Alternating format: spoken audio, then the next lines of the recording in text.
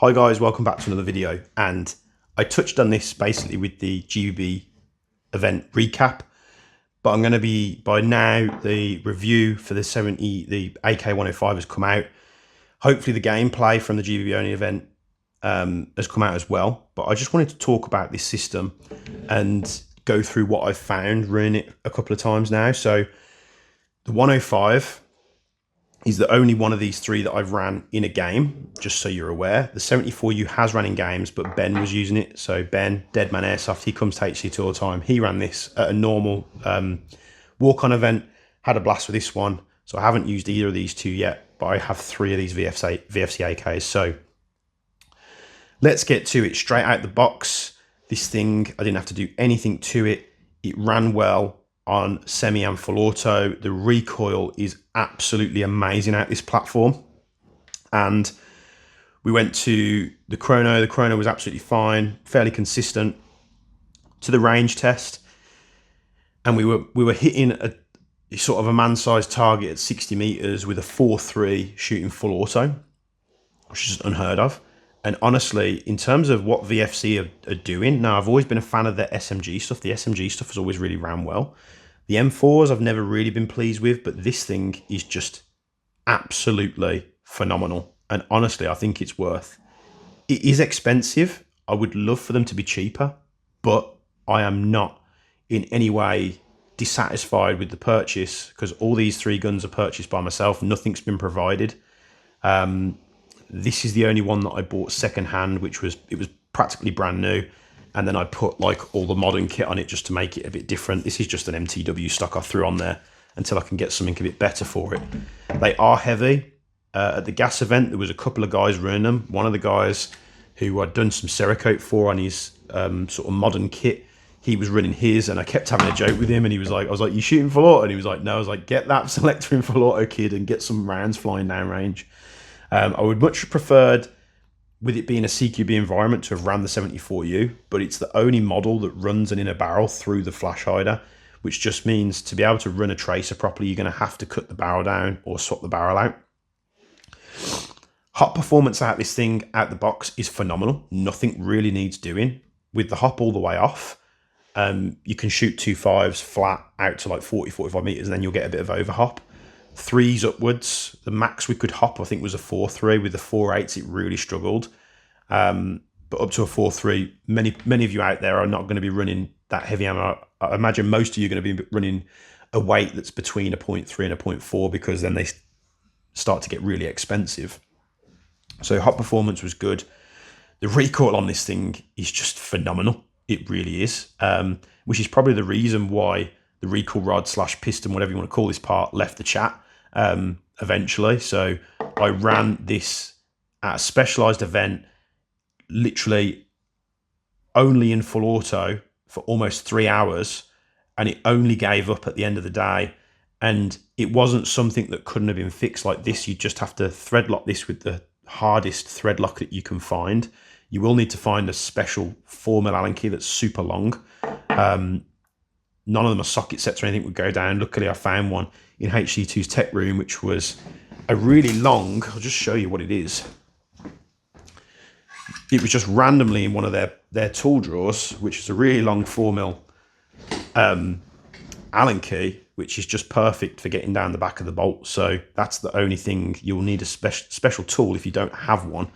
All the Allen drivers and stuff are nowhere near long enough. You need at least like 4 or 5 inches worth of travel to get down the back and to tighten it up. So that's something that I've got to fix, but I wanted to leave it off for the sake of the review recap.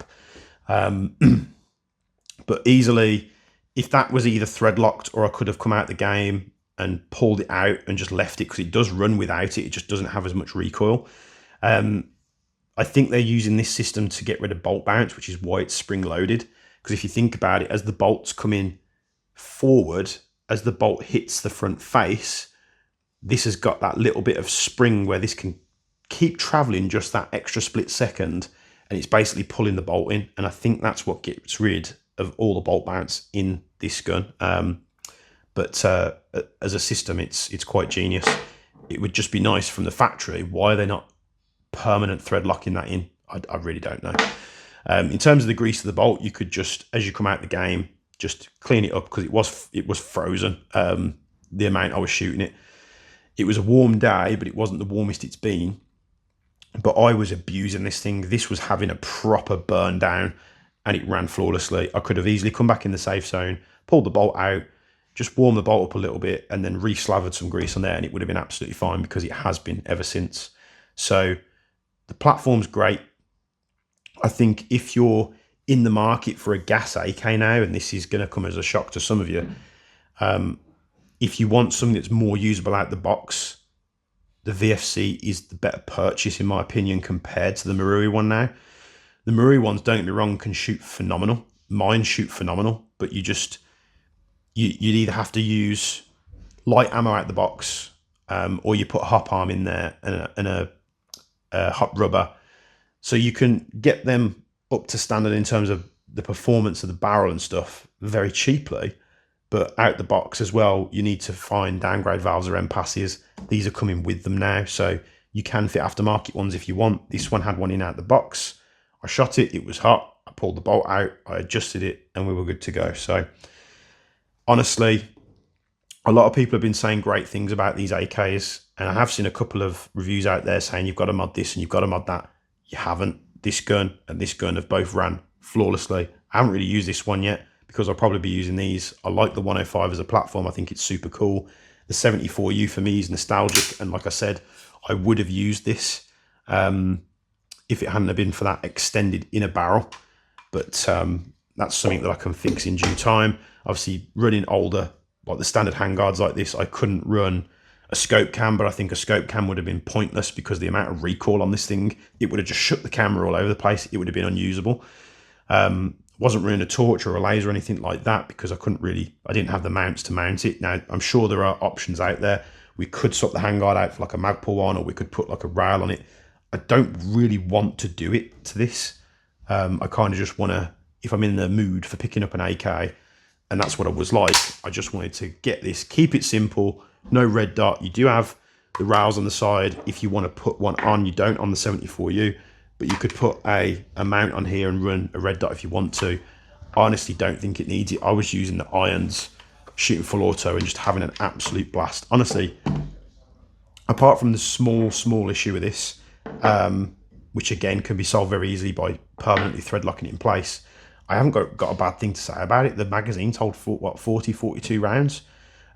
It's a bit more challenging coming to your mag changes compared to an M4 because I'm used to M4 platforms, but honestly, I can't recommend this thing enough. And I know there's a lot of people out there that say I like to hate on VFC. I don't. I will praise this to the hills because honestly, if you want a gas AK now, I'd discount Marui, I'd discount GHK, and I would literally just pick up one of these VFCs. And I can't wait to see if they do more models, because if they do, I'm going to get the full family, which is what I've done with the Maruis and the Double Eagles and the Salvo MCXs. Once I've got something that I know runs really well, and this has kind of got a one-up on them because a lot of them have got upgraded hot rubbers and end passes and this, that, the other. This is just as it came out of the box, so phenomenal. If only VFC, and I've said this many times, if only VFCs could get their M4s to be that much of like a user enjoyment experience, just pulling it out the box, shooting. They will shoot full auto, but not quite as good as the AKs. But having that grouping as well, the grouping and the hop performance out of this just honestly makes the VFC M4s look like most budget market store guns you can think of. Now, they look great, they feel great, they've got great triggers, they've got great recoil, but in terms of barrel performance, the VFC AK to the VFC M4, the VFC AK just honestly squashes it. So I'll leave it there because I'm just going to be repeating myself because I am honestly buzzing about these VFC AKs. Hopefully they withstand the test of time, and I can't wait to run them again. I might run them at the next gas event. I might run something else. We'll see if anything else interesting comes out in the meantime. Netzi was using the Surge, which he had a great time with, so maybe I'll try that. And yeah, thanks for sticking around. If you've already watched the VFC AK review and the gameplay, appreciate you sticking around. A like and a subscribe goes a long way. Hopefully you like the new studio setup and the new quality bump. I know a lot of you have been mentioning it, so appreciate you all sticking around with me. And you know, I wouldn't be where I am today if you guys weren't tuning in. Not that the YouTube channel pays me anything, because it really doesn't.